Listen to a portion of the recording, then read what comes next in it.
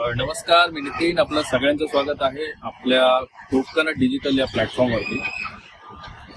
आपण काही दिवसापूर्वी जय दुर्गा अपार्टमेंट, जे घनसोली गावामध्ये MSCB ऑफिस जवळ असणारं, गोठवली गावाजवळ असणारी इमारत अनधिकृत असलेली आपण निदर्शनास आणून दिली होती पालिकेला, आणि त्याचे पूर्ण आपल्याकडे पेपर्स आहेत. म्हणजे आपण चौकशी करता ऑनलाईनही टाकलं होतं आपल्या सरकारमध्ये. आपल्या सरकारमध्ये काय उत्तर दिलेलं आहे? आपल्या सरकारमध्ये विविध कालावधीमध्ये कारवाई झालेली आहे. 2023ला ते जे आहे बांधकाम आढळून आलं असं पालिकेने लिहिलेलं आहे. तुम्ही स्क्रीनवरती पाहू शकता की ऑलरेडी त्याच्यावरती विविध वेळी वेगवेगळ्या वर्षी विविध कारवाया झालेल्या आहेत, नोटीस झालेल्या आहेत, MRTP झालेले आहेत. तरी सुद्धा जेव्हा आपण आपल्याला ऑनलाईन तर असं उत्तर मिळालं, पण चमत्कार असा बघा, जेव्हा आपण कार्यालयामध्ये माहिती अधिकार दिला होता की या इमारतीबाबत काय पुरावे, म्हणजे कसं अनधिकृत बांधकामावरती काय काय कारवाई झाली, याबाबत आपण माहिती अधिकार केला होता.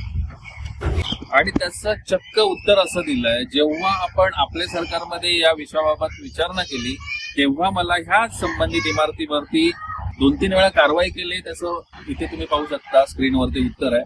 आणि जेव्हा मी माहिती अधिकार दिला तेव्हाच मला माहिती अधिकारामध्ये सुद्धा ते सुद्धा स्क्रीनवरती तुम्हाला मी दाखवतो, कुठल्याही कारवाई म्हणजे कुठलेही पेपर उपलब्ध नाहीये असं चक्क उत्तर देण्यात आलं. म्हणजे विचार करा, किती हा निष्काळजीपणा म्हणा किंवा किती लपवाछपवी चालू आहे. महानगरपालिका, नवी मुंबई महानगरपालिका, घनसोली F विभाग, चक्क त्यांनी माहिती अधिकारामध्ये कुठल्याही अभिलेखामध्ये उत्तर उपलब्ध नाहीये असं निर्लज्जपणे उत्तर दिलेलं आहे.